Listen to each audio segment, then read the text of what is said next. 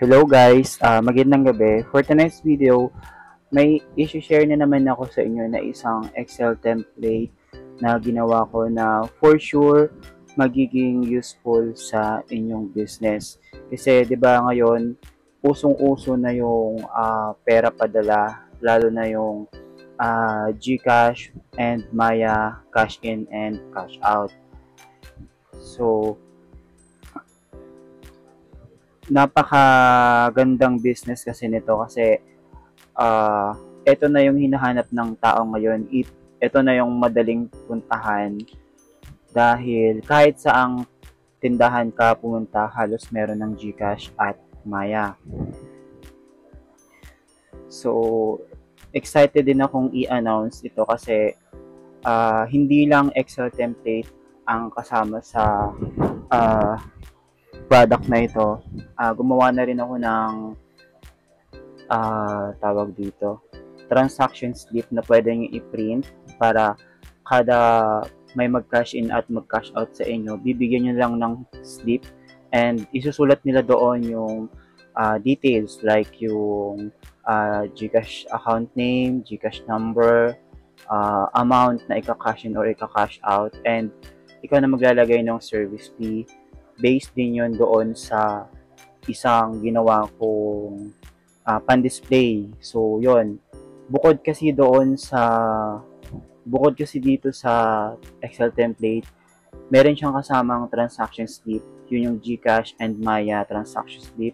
And also, yung rates or transaction fees, like halimbawa sa 500, ang charge nyo doon is 10 pesos.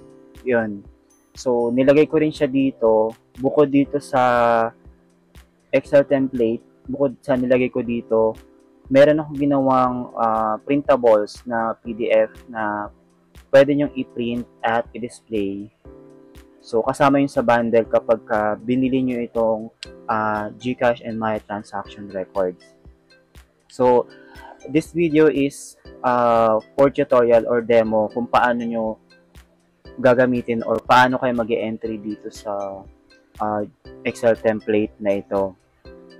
So, just to give you an overview lang, ganito yung dashboard na ginawa ko. Lalakihan ko na lang to para para medyo maliwanag. And yan, explain ko lang muna ito. So, para lang malinaw talaga, etong mga sample is tatanggalin ko muna. Magma-manual entry na lang tayo mamaya. Para nakikita nyo kung yung galaw ng dashboard.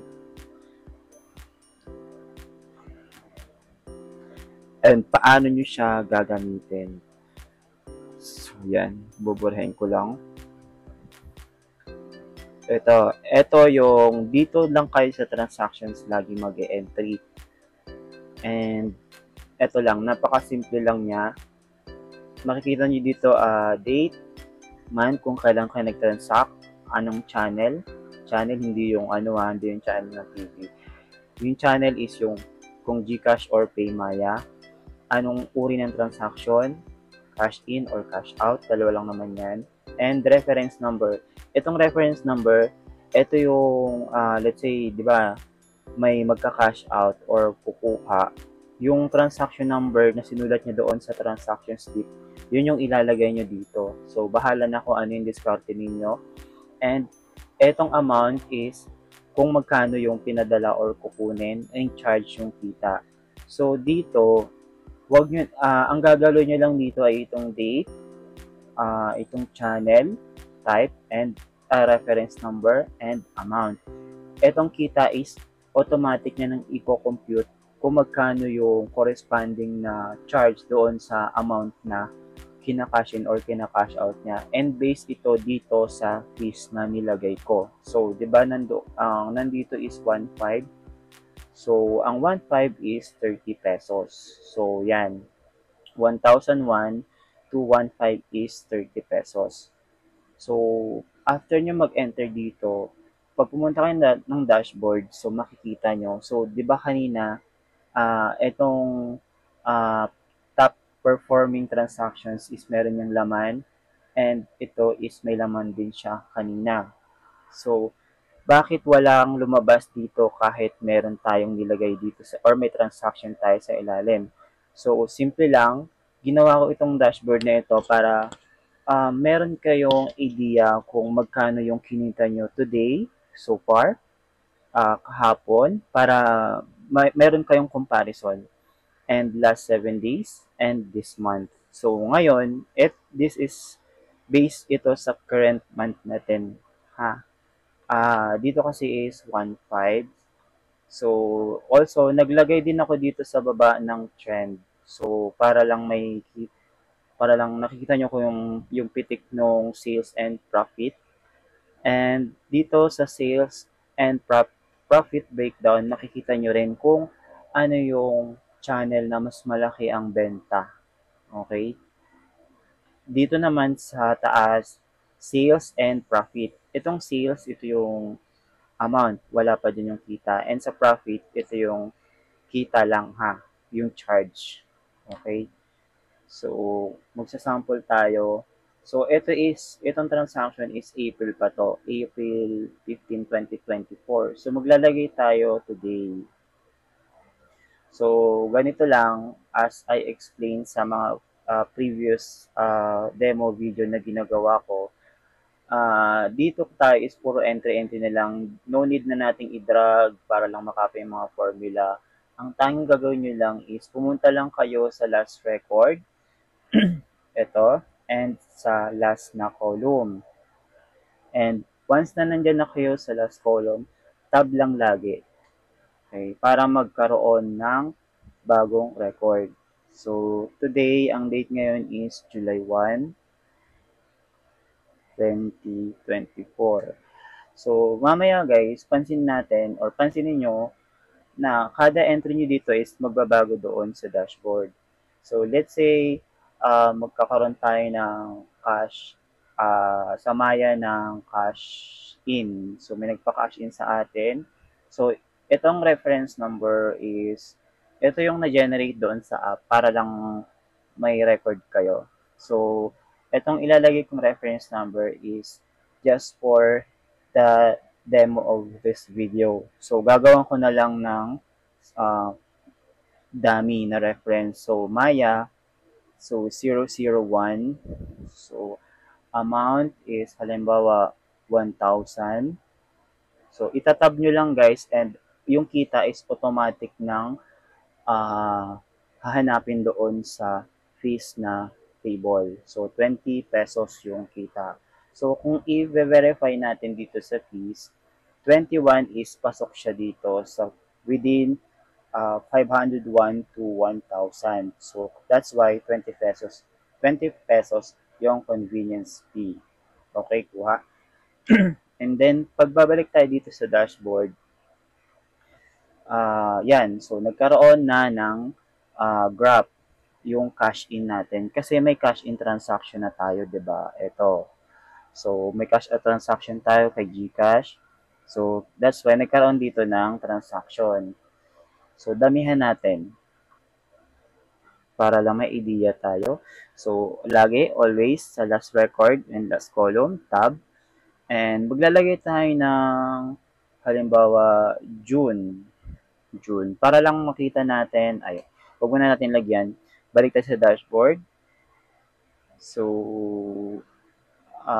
wala nakalagay dito sa today so far. Okay. And then, sa Maya. Okay, nagets ko na. Bakit walang lumabas dito sa today so far? So, ang transaction natin sa sales, dito sa sales, ay Maya. So, and ang nakaselect, kaya walang lumabas dito sa ating Maya, wala dito sa ating sales at profit na dashboard kasi ang nakaselect dito ay GCash. So, papalitan nyo siya ng Maya. So, see the magic. So, ang galing ng template na ito guys. So, kung para lang makita nyo, GCash. So, yan, Maya. So, alam nyo na yung kita nyo so far. So, nagkaroon ka ng transaction na 1,000 and may profit yun na 20 pesos. And also, nako-compute nito yung last 7 days ninyo and yung current month. So, magdagdag pa tayo sa transaction. Another naman is sa GCash. Today ito, today. So, kanina sa Paymaya, ngayon namin ilalagay natin sa GCash.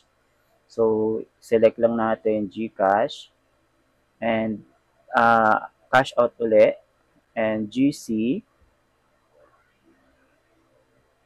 002 and 500.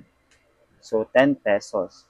So, kung i-verify natin dito sa fees, so dito siya pumasok. Okay? Balik tayo sa dashboard and na tumaas yung cash out transaction. So, alam na natin yung kung ano talaga yung nagpa-perform, kung ano yung nagiging madalas na nagkakaroon ng transaction natin, kung cash in or cash out ba. So, yun yung kagandahan nito, madali nating ma-identify kung ano ba yung mga transaction na madalas na nagkakaroon sa tindahan natin. Okay? So, pag sinelect yung GCash, okay, yan. So, transaction so far, 500. Last 7 days, 500. And this month, 500. So, titingnan natin yesterday. So, wala pa tayong transaction yesterday. So, magagawa tayo ng transaction yesterday. So, kahapon is July 30. 30, diba? Tama. Wait lang, check natin. Para lang ma-verify natin. Oh my God. Calendar. Last, okay, June 2024, but 30. So, ang June ay hanggang 30. So, lalagay natin June 30, 2024. So, yan. Yung transaction natin is yesterday yan. So, dapat doon sa dashboard natin, may mag-a-appear na transaction yesterday. So, halimbawa, Maya, Gcash na lang kasi madalas Gcash ang ginagamit ko eh. And may cash in and GC 003 and may nagpa-cash in ng 3,000. So, 60 yung charge. Verify uli natin. 3,000. So, tama, 60. Okay? Balik tayo dito sa may dashboard. And nagkaroon na nga ng value yung yesterday natin. And kinumpute niya lang naman yung last 7 days. So, pagbabalik tayo sa calendar, mula dito, 1, 2, 3, 4, 5, 6, 7. So, 25 to up to 30 kasi 7 days yun. Yun yung kino-compute ng ating template. So, yun yung kagandahan. So, magkano nga ba yung kinita ko today? Magkano nga ba yung kinita ko kahapon?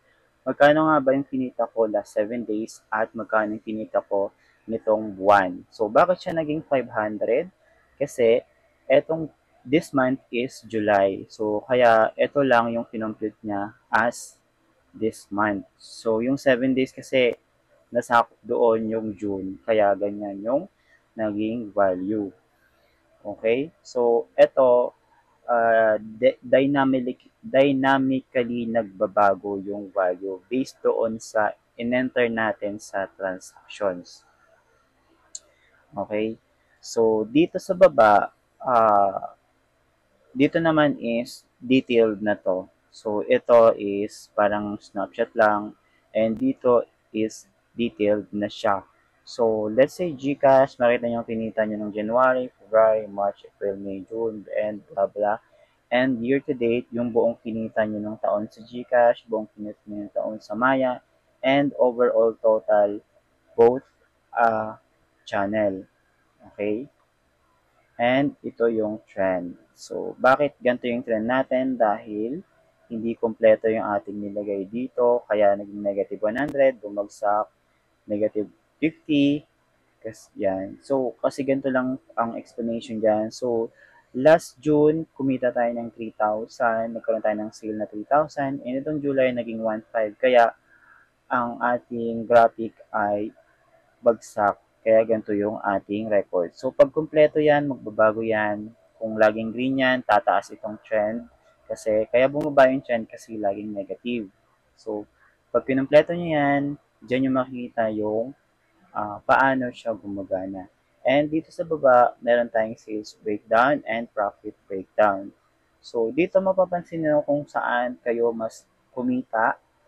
Let's say dito, mas marami tayong transactions sa GCash, 'di ba? So 1, 2, 3, cash in cash out.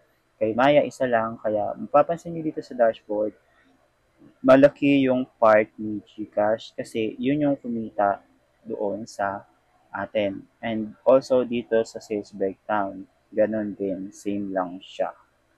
Okay?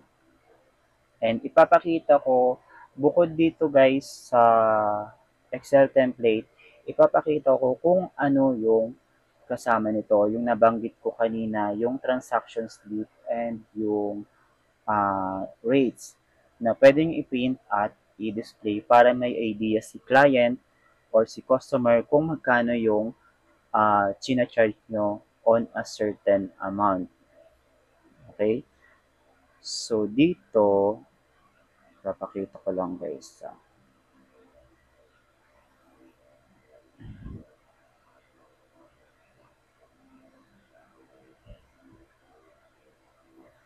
Para may idea kayo kung ano yung kasama dito sa bundle na ino-offer ko.